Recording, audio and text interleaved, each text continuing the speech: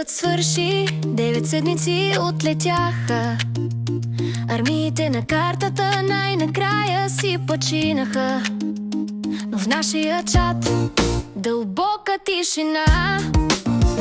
Къде е Фугейрас? Той е изчезнал от този свят. Игровият сървър е тъжен, светлината трепти. Дали нашият електротехник не бъга? О, Фугейрас, Фугейрас, къде сте, приятел? Няма ви тук и само се оплакват Батман от Азорските острови. Къде е сигналът ви?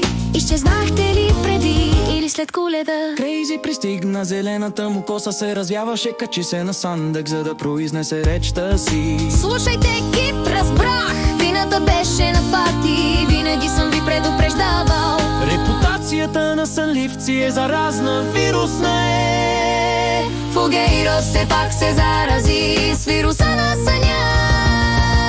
Но може ли това да е то? Имам друго видение. Може би жокерът от Азорските острови е действал. Заключил е нашия Батман в мазе без Wi-Fi. Принуден да поправят тостери, които никога няма да излязат. Или може би Фрей, нашият космически вампир, е завел Русия. Мъж на разходка по родната му планета.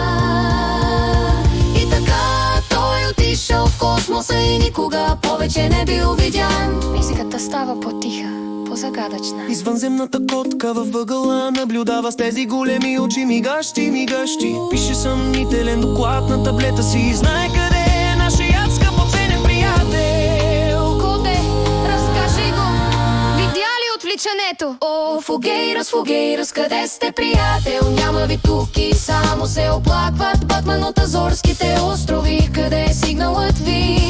Изчезнахте ли преди или след Коледа? Внимание, Португалия, Бразилия и съседните страни.